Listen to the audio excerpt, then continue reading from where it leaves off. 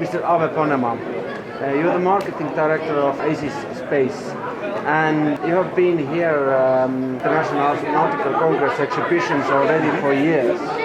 What do you say of why ACES chose a space industry direction, and how has it been so far? Right. Well, we are basically a spin-off company of a Delft University project, a nanosatellite project called Delft C3. And how we came into this area was actually, we started studying aerospace engineering, went into space engineering, and then we had this wonderful project, a nanosatellite project, that we graduated on. But then we had to take a decision, what do you do after you graduate? You can go into industry, but when we went into industry, the actual nanosatellite market or nanosatellite community was still very, very small. This was in 2005.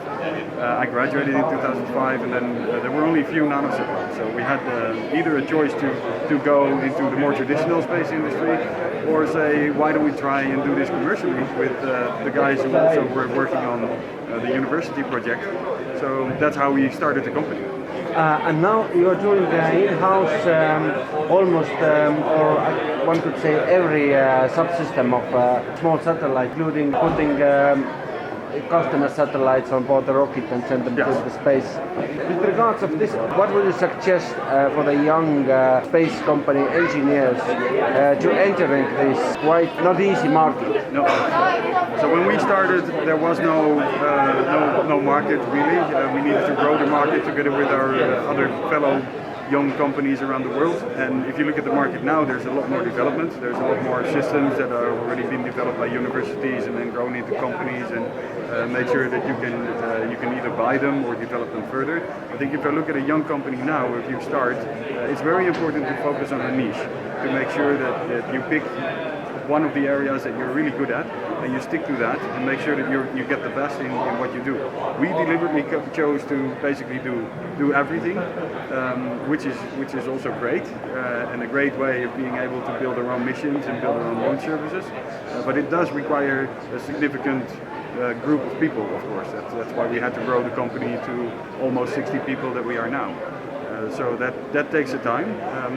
If I look at young companies, startups now, if you start, there are quite a few elements on this nanosatellite business that still need to be further developed. Pick one of those niches. But what do you see the market develop? So where the market is going now?